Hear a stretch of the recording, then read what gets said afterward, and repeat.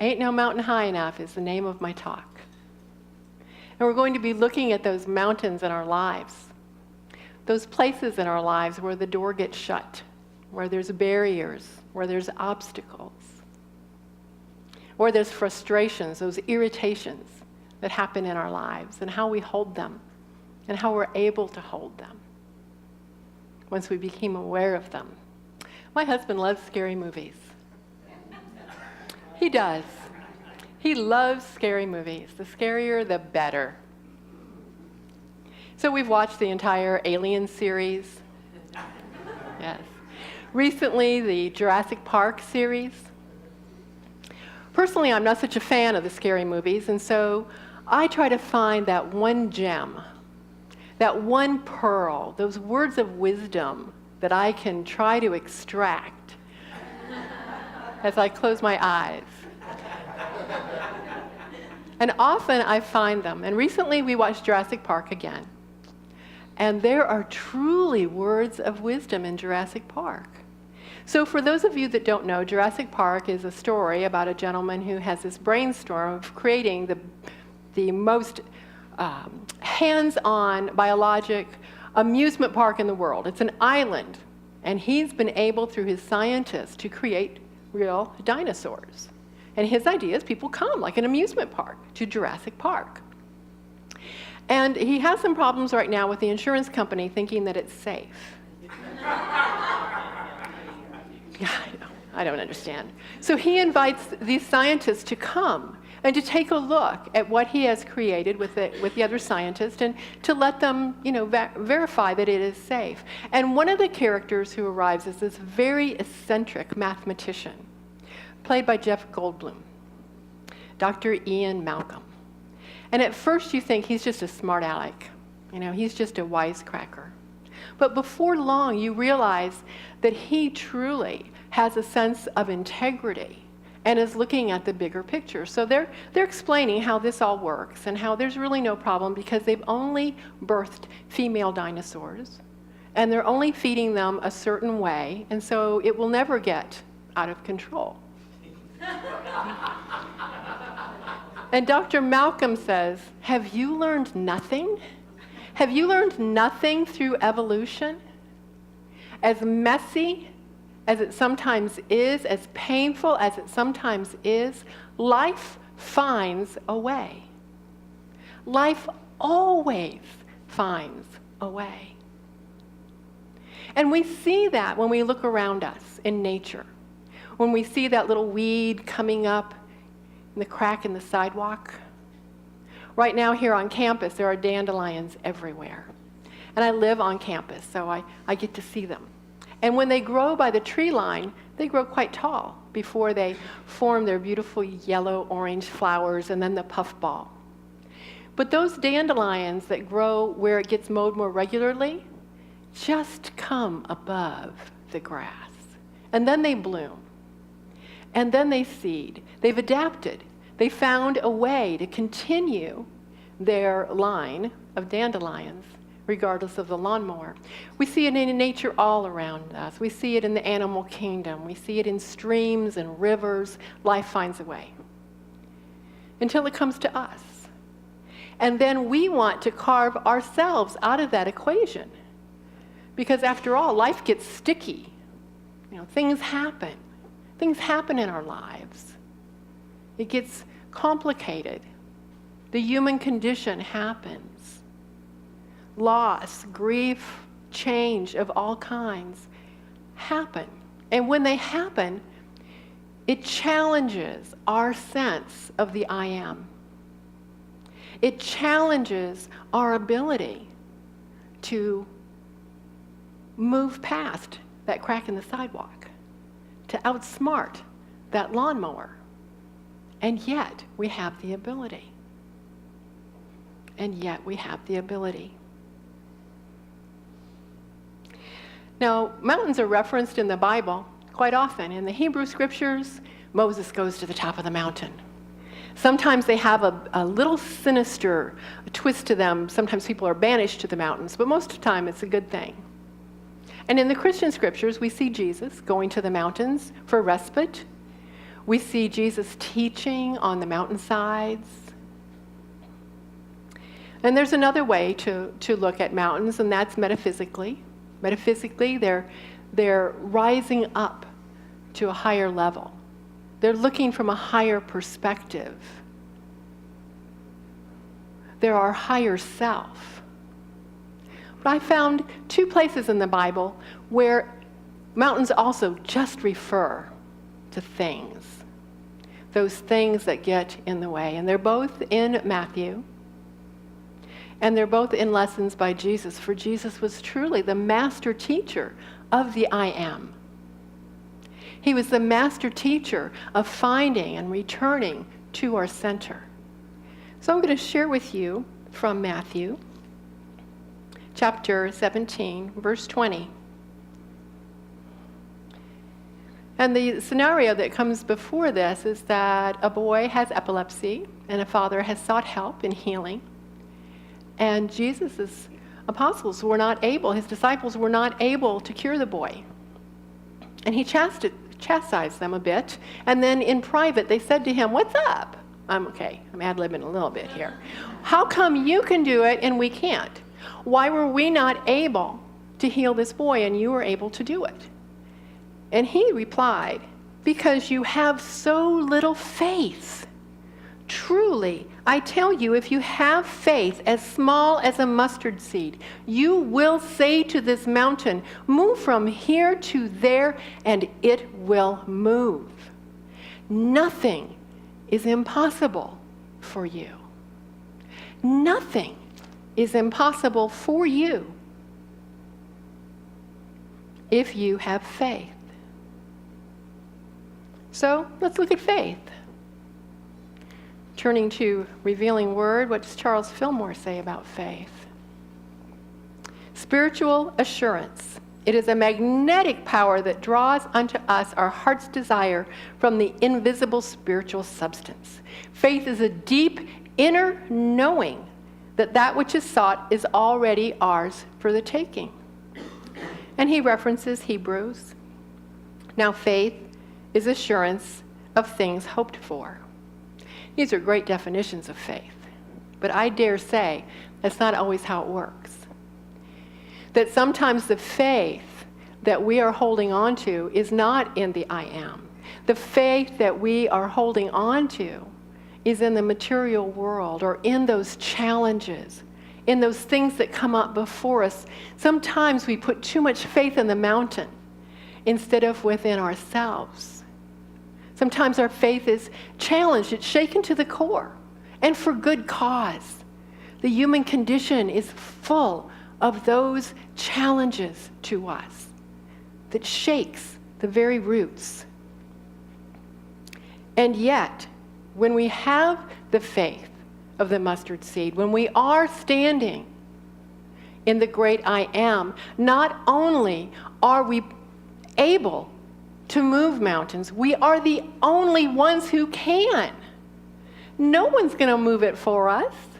We are the only ones who can. Christ in me can do all things. Now, when you hear that, or when you say that to yourself, I don't know about you, my intellect dances around that a little bit. Not quite able to grasp it. Now, my heart loves the sounds of those words. It's empowering. It's inclusive. It's Christ consciousness. It is being that. It is being fully present to that. But then there's the other parts of me. The other parts of me that have held mountains, such as, I don't know how to do that. And I'm too old to learn, or I'm too young. I don't say that nearly as much as I used to. That wasn't fair. Well, I can chew on that one for a long time. That wasn't fair. If only he hadn't done that. If only she hadn't done that. If only, and you can fill in the blank, my boss, my coworker, whatever, would get their act together, then everything would be fine. If only I hadn't gotten sick. If only I hadn't had that accident. If only I had lost that 10 pounds. or that 20 pounds.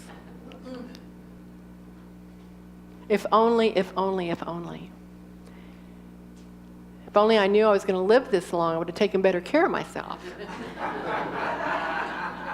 Mickey Mantle said that.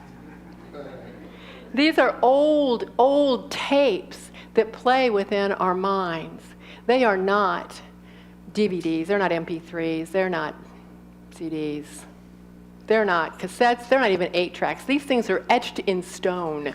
And they are weathered by rain and by wind, and we have done a lot of work. Each one of us, a lot of work. We've gone to the workshops, we've read, we've meditated. We've done a lot of work, and they're not as strong as they used to be, but they are there. It's part of our humanness. They are there. And as these mountains come up, they give us the opportunity to recognize those places within us that need our attention, that still need to be healed at another level than what we've done before.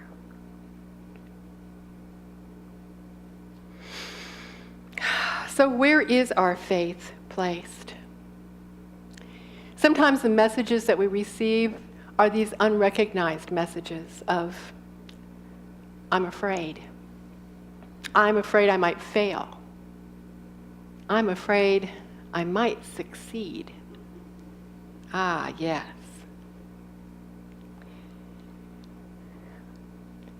And please know that I'm not in any way trying to minimize the pain that we go through as human beings, the heartaches that we feel, the grief and the loss. For it is present in our lives. It is part of our human experience. And how we hold them determines how much power they have in our lives. And sometimes we need to hold them for a while. But then what do? Do we stare at that mountain? Do we continue to just see that barrier in our way? Do we continue to look at why we can't do something? I don't know about you, sometimes I call my friends and I talk about the mountain. You know? Sometimes I get angry and stomp and spit. Not literally, but... And that's good, that's part of the process, and as long as you don't get stuck there, it's not a bad thing whatsoever. But when we start, getting folks together to organize to stare at the mountain, and to picket the mountain, or to even worship the mountain. Boy, I'm glad I didn't get that job, because that would have really challenged my creativity. So, glad for that mountain. I got ill, or whatever it was. Saved me from that. So there are all those parts of it. With the awareness that the longer we look at the mountain, the larger it looms. And the more power it has in our mind and in our lives. Our creativity is frozen temporarily. Have you ever said, I just can't think straight? We get in that place where our beautiful gift of imagination is temporarily out of reach to us because we are so focused on what the issue is, so focused on the problem that we can't gather up those beautiful gifts that we have within us to move forward. But drawing on the faith that resides within you and resides within me, we have the ability to look away from the mountain. And as soon as we do, it diminishes in size. As soon as our attention is turned away from that mountain, it starts to shrink. Perhaps we're looking beyond it. We're looking past it. We see a way to go on either side. That mountain starts to morph.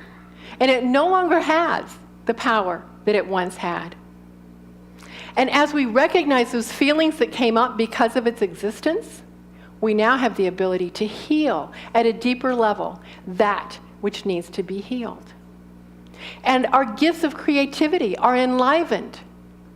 They've been set free by just turning away, giving ourselves the respite of the mountainside.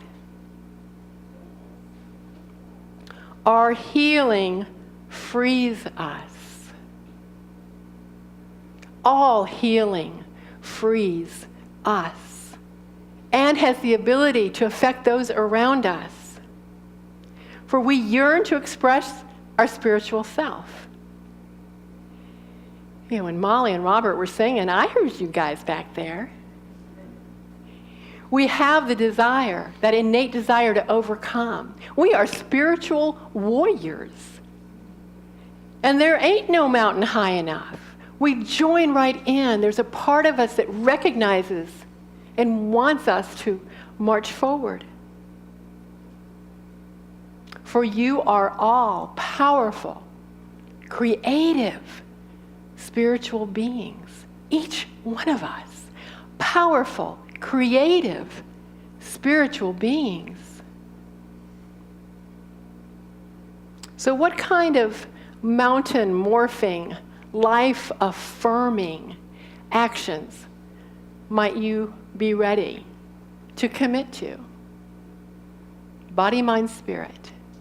Doesn't have to be jumping off the high dive, as my husband says. Could be a lower one. If you've been thinking about changing your diet, eating more healthy, or increasing your physical activity, spending more time journaling, spending more time consistently in meditation, making that a part of your being.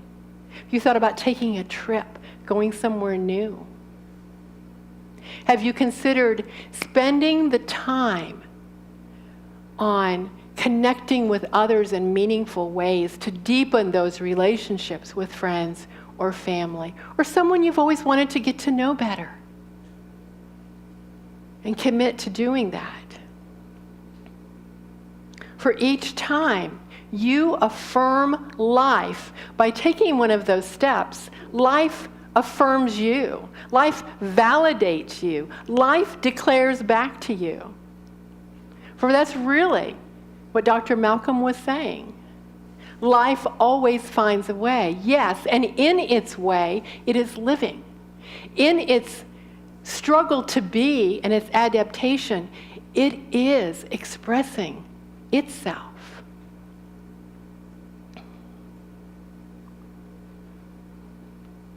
May your way be intentionally filled with joy and with joyful experiences. For you are all powerful, creative, spiritual beings. And for this we say hallelujah.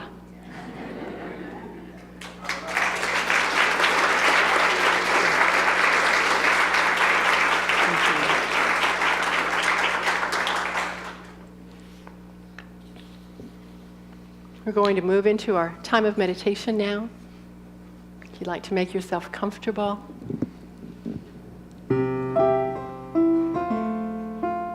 Close your eyes if you wish to, or focus gently on something before you. Lift your chin. Open up that space in your heart. Relax your shoulders and feel the seat beneath you. As we move into this space of connecting within.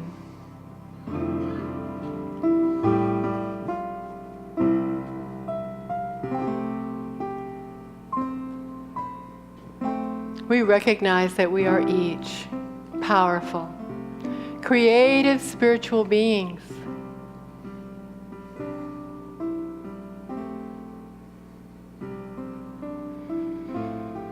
And we breathe that in, that knowing, allowing it to enliven ourselves, to enliven our very essence, to awaken that which we know, which we have always known.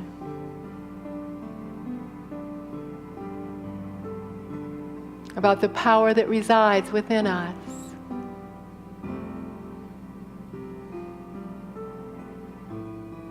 And we make the choice to affirm life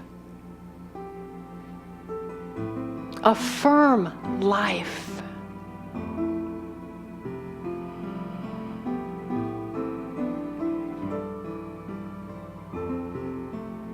We consider those things, those life-affirming actions, that we might be ready to move forward, to embrace, to reveal. If an idea did not come to you during the message, perhaps it will come to you now. Where do I want to affirm my life in a greater way? Mind, body, spirit. Where am I willing to take action? To allow life to validate me in a greater way. Consider for a moment what that might be, what that might look like.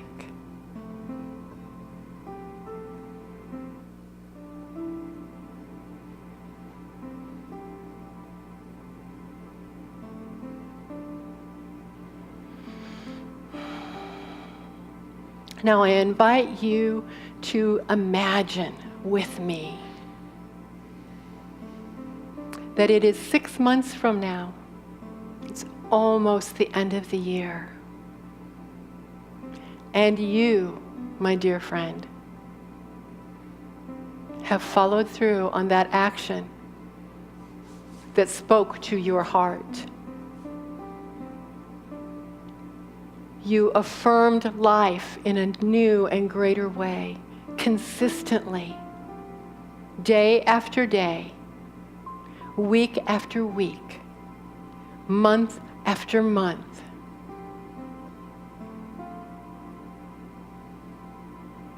And now as we move into the silence, I invite you to feel what that might feel like. To embrace the possibility in the silence. In the silence.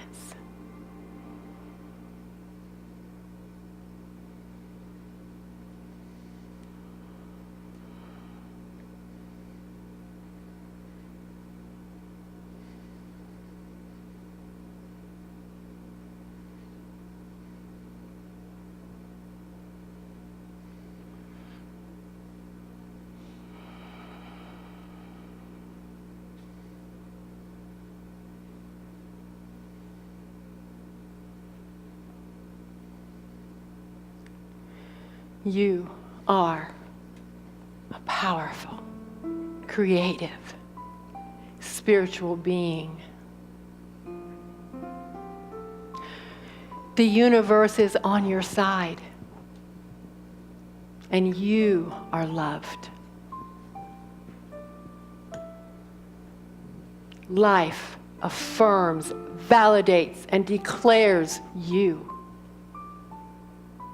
as the unique expression that you are, the divine expression that you have always been.